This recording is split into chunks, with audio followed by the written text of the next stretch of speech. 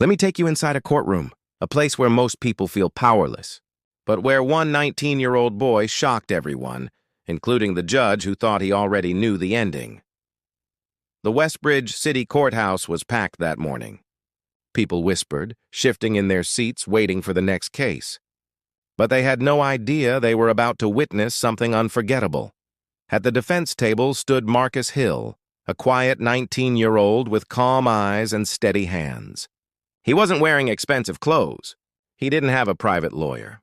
To most people, he looked like just another kid in trouble, and that's exactly what Judge Rowan Blake assumed. Judge Blake had a reputation: short-tempered, always in a rush, and quick to judge before hearing the full story. When he looked at Marcus, he didn't see potential. He didn't see a future. He saw a stereotype. He tapped his gavel lightly and said with a smirk, "Let's make this quick. I've got a lunch meeting." The courtroom laughed with him, but the only person not laughing was Marcus. The prosecutor, Evan Porter, walked up like he had won the case before it even started. He had that confident smile only people with power usually have. He began his speech. "Your Honor, the state will prove that Marcus Hill stole a luxury Lexus sedan and ran from police." His fingerprints were on the steering wheel. He matched the description. "The evidence is clear." People in the gallery nodded. The judge nodded. Everything looked simple. But if you looked closely, Marcus wasn't scared. He wasn't confused. He was waiting, because Marcus didn't grow up playing video games or basketball after school. No, his mother worked as a legal assistant for 20 years. And Marcus grew up surrounded by law books, court stories, and real cases. By the age of 14, he could break down a court case better than most adults. So while everyone else saw a scared teenager, Marcus saw a weak case full of holes. When the prosecutor finished, Marcus's public defender stood up. She looked nervous, unprepared. Before she could speak, Marcus gently put a hand on her arm. Then he stepped forward and said clearly, "Your Honor, I will be representing myself." The room went silent. Judge Blake stared at him like he had lost his mind. "You represent yourself? This isn't a classroom debate." A few people chuckled. Marcus didn't move. Didn't blink.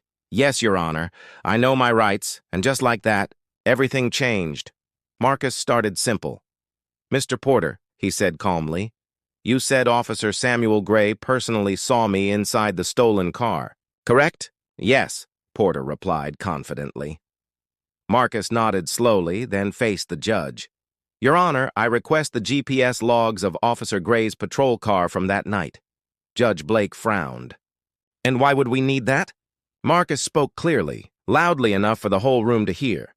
"Because Officer Gray wasn't on duty at the time he claims he saw me."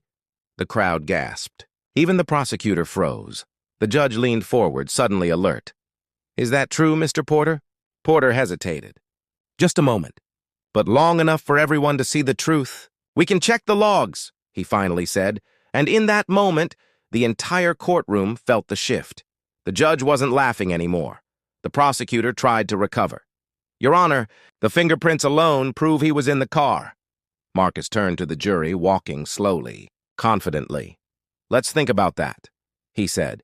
"If you try on a jacket in a store and someone steals it later, and your fingerprints are on it, does that make you the thief?"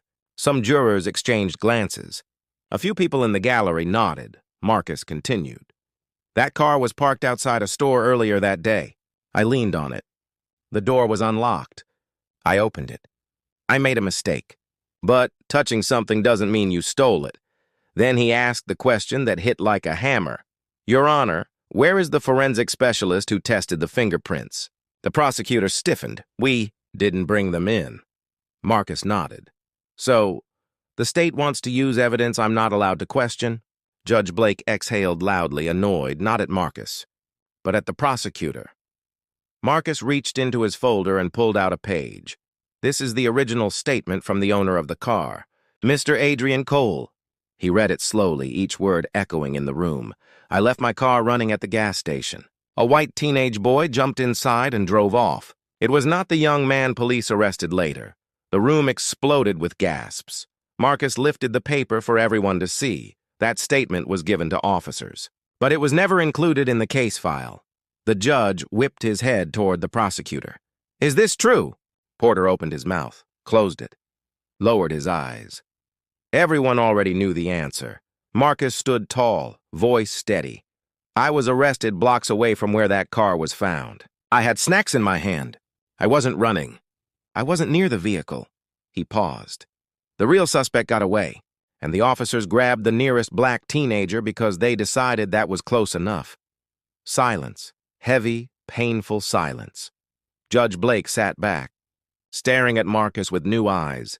Finally, he spoke. "Mr. Porter, do you have anything more?" "No, Your Honor," the prosecutor whispered. The judge sighed deeply. Then he said the words that changed Marcus's life. Case dismissed. The courtroom erupted. Reporters rushed to the door. Cameras flashed. But Marcus just stood there quietly, letting the moment sink in. He had done it.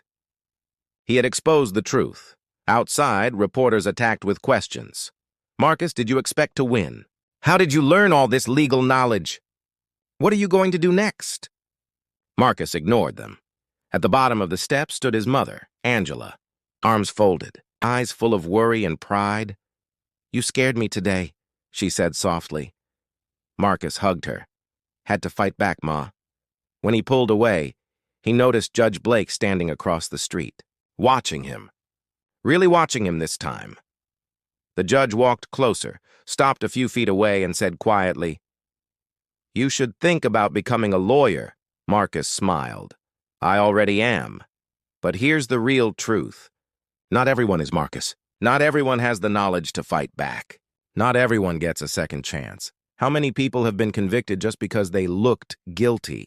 How many cases were built on assumptions instead of facts? How many voices never get heard? Marcus didn't just win his case. He exposed a flaw in the system, and if we don't talk about it, nothing changes. So if this story made you think even for a moment, share it. Because one day, it might not be Marcus standing in that courtroom. It might be someone you love,